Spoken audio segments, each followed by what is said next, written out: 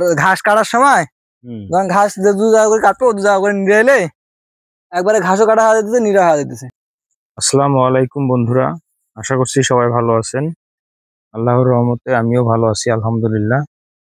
এই যে দেখতে পাচ্ছেন আমার জমি চাষ করা হয়ে গেছে, এই যে বেড তোলা হয়ে গেছে। এর কারণ হচ্ছে আমি এই জমিতে ঘাস লাগাবো গরু খাওয়ার জন্য আর কি, গরু ছাগল দুইটাই। অবশ্যই এখনো গরু লাগানো হয়নি, ছাগলও লাগানো হয়নি, তবে লাগাবো। কারণ ঘাস তো আর আজকে লাগালে কালকে হবে না, ঘাস হতে কিছুদিন সময় লাগবে। যার কারণে আগাম প্রস্তুতি। এই যে আমার ছোট ভাই কাজ করতেছে, সবকিছু রেডি হয়ে গেছে, ঘাস লাগাবে শুধু। তবে অনেকে দেখি ঘাস না লাগিয়ে ঘাসের বীজ লাগায়, সেটাও ভালো হয় কিন্তু অনেক লেট হয়। আর ঘাসের যে ডালগুলো থাকে বা মোতাগুলো থাকে ওখান থেকে নিয়ে আসলে ওটা কিন্তু খুব দ্রুত হয়। সে কারণে আর কি আপনাদের সঙ্গে শেয়ার করা। মুড়াও গাড়া যায়। হ্যাঁ, কোনটা ভালো হয় সবচেয়ে? ভালো এটাই হয়। এটা তা আপনার খুবই ভালো। মানে থোপায় এবং তাড়াতাড়ি হয়, তাই না? হুম। আর বীজ ছিটাইলে কিন্তু একটু দেরিতে আসে, বীজ তাই না? ছিটালে অনেক দেরিতে হয়, আর ওই ঘাসটা একবারে নিড়ে হয়, হুম। চিকন। আর আমরা তো কিছুদিন 1 মাস পর গরু কিনবো, তখন তো হবে না ঘাস, তাই না? হ্যাঁ। আর এই ঘাসটা আপনার ওই 1 মাসে হয়ে যাবে।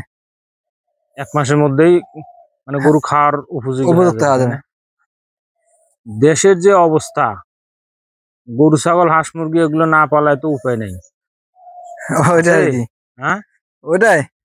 আর দেশের যে অবস্থা, সব ব্যবসারই যে অবস্থা, আর বেকার মানুষ এত বেশি হয়ে গেছে, যার কারণে এগুলোর কিন্তু দাম আছে। মুরগির দাম বেশি, ডিমের দাম বেশি, হুম, এরপর গরুর দুধ যেটাই দেখো ওইদিকে কিন্তু দাম বেশি। দাম বেশি। কারণ মানুষ আর এগুলো চলে, এগুলো মনে করেন গ্রামে চলে, শহরে চলে, সব জায়গায় মানুষ খায় তো, নিজেরাও খাওয়া হয় না। নিজেরা খাওয়া হয়। আর এবার কিন্তু পালবো আমি দামরা গরু। দামরা গরু মানে আরিয়া গরু হয়েছে কি, রিস্ক কম।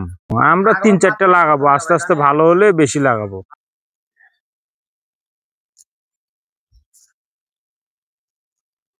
এই যে এই ডারাগুলো না, হুম, এই যে মানে যে ডারার যে জয়েন, ওই জয়েন থেকে শিকড় দিবে, তাই না? হ্যাঁ, জয়েন থেকে শিকড় দেবে। জয়েন থেকে শিকড় আর দিবে। ওটা থেকে আপনার এই যে আমার এই কুশিটা বের হয়েছে, এই ওটাই কুশিটা ঘাস। আর কি ঘাস। সত্যি কথা বলতে আমিও কিন্তু জানতাম না, কারণ এভাবে আমি তো দিয়া দীর্ঘদিন বাইরে ছিলাম। বাইরে থেকে আসার পরে দেশে সবকিছু আপডেট হয়ে গেছে। এখন আমার সাথে আমার ছোট ভাইয়েরা বেশি জানে। আমি আমি কিন্তু দীর্ঘদিন সিঙ্গাপুর ছিলাম, সিঙ্গাপুর থেকে এসে এখন এই যে গরু হাঁস মুরগি এগুলা আসলে দেশে থাকলে এটাতে বেশি লাভ, রিস্ক কম, লাভ বেশি। আর অন্য যে কোনো ব্যবসা যান, আমি যে ব্যবসাটা করি এবছর আমার মনে হয় 5 থেকে 6 লাখ টাকায় ব্যবসা লস হবে, অথচ লাভ হওয়ার কথা ছিল অনেক। আর এই গরু ছাগলে আর যাই হোক লস হবে না, তাই না সাইফুল? হ্যাঁ, গরু ছাগল ইনশাল্লাহ লস হয় না। মানে লাভ না গরু হলেও লস ছাগল নেই। মাছ এগুলো চাষ করতে পারলে লাভ। এই যে আমরা এইভাবে দিয়ে দিছি, এরপরে মাটি দিয়ে ঢাকি দেবো। তবে কুশিটা একটু বাইরে থাকলে আর কি আরো ভালো হয়। এভাবে মাটি দিয়া ঢাকি দেবো।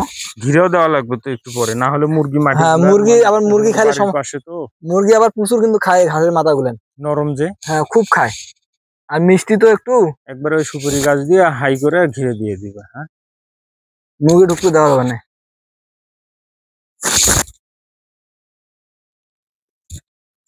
আর সবচেয়ে বড় কথা হলো কি, মানে হাঁস মুরগি গরু যেটাই বলো, নিজে পালার পরে ওগুলো কিন্তু মানে স্বাস্থ্যসম্মত সব কিন্তু খাওয়া যায়। হুম। আর বাইরে তো এখন গরু যেভাবে মরা গরু, তারপরে বিদেশি গাই গরু, বয়স হয়ে গেছে রোগা গরু, এগুলো কিন্তু খাওয়াই দেয়। আমরা তো প্রায় 6 মাস থেকে গরুর মাংস খাই না। যে কালকে একটু নিয়ে আসছি, তাও কত কাহিনী, মেহমান আসছে এই জন্য।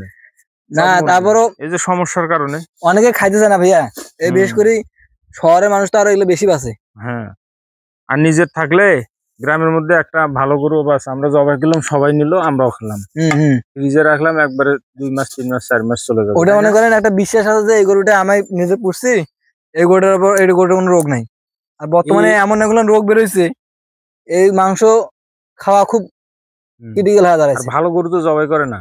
না, ভালো গরু তো জবাই করে না, কারণ ভালো গরু তো কাছে লাভ কম হয়। একটা শো করবে আর 10টা গরু ভালো গরু আসলে ওদেরও লাভ কম হওয়ার কারণে ওরা এই রোগা গরুগুলো জব করিয়া আবার প্রচার করে।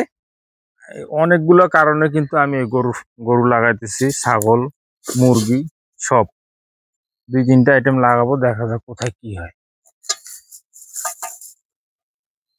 তো বন্ধুরা, আপনাদেরকে এটা দেখানোর উদ্দেশ্য, আপনারা যারা এগুলো লাগাতে চান তারা অবশ্যই মানে গরু ছাগল লাগানোর আগে কিছু ঘাস লাগাবেন।